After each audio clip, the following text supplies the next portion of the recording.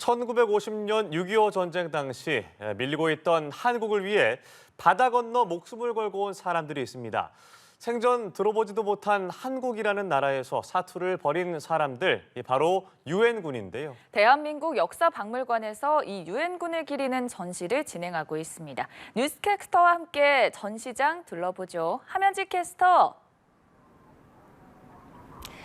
네, 저는 지금 대한민국 역사박물관에 나와 있습니다. 오늘은 한수 대한민국 역사박물관장과 이야기 나눠보도록 하겠습니다.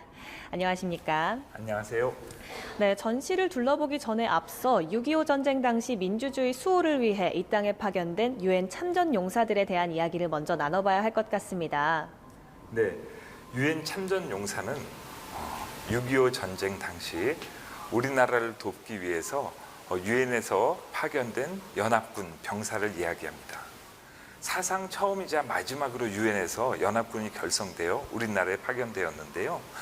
당시 안전보장이사회의 결의에 의해서 파견이 확정되었고, 그에 따라서 가장 많은 병력을 파견한 미국 이외에도 캐나다, 벨기에, 튀르키예, 이디오피아와 같은 16개 나라에서 병력이 파견되었습니다. 이 유엔군이 우리 국군을 도와 여러 전투에서 싸웠을 텐데요. 어떤 전투가 가장 잘 알려져 있을까요? 네, 우리나라를 지키기 위한 유엔군의 전투 중에 가장 널리 알려진 것은 인천 상륙작전입니다. 6.25 전쟁의 전환점이라고 할 수 있는 이 인천 상륙작전은 메가더 원수의 지휘 아래 우리 국군과 연합군이 서울을 수복하고 반격의 교두보가 되는 전투였습니다. 그리고 이보단 덜 알려져 있지만 중요한 전투가 장진호 전투입니다. 그해 겨울 함경북도에서 미 해병 1사단이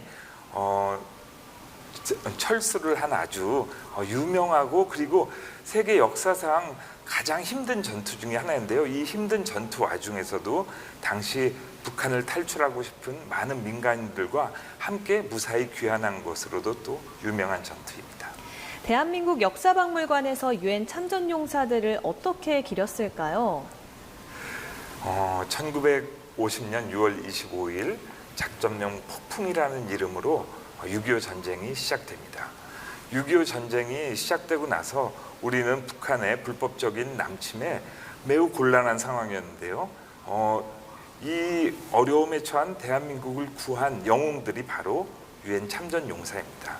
이 유엔 참전 용사들은 병력을 지원한 것 외에도 의료나 물자를 지원한 나라까지 하면 모두 22개 나라에서 참전을 하였는데요.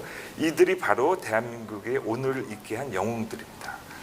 이 참전 용사들은 한국을 어떻게 기억하는지도 궁금했는데요. 네, 참전 용사들은 한국을 크게 두 가지로 기억합니다.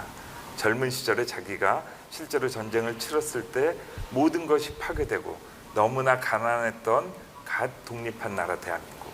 그리고 나중에 이제 우리 정부와 여러 민간단체의 초청으로 참전 용사들이 우리나라에 오게 되는데요.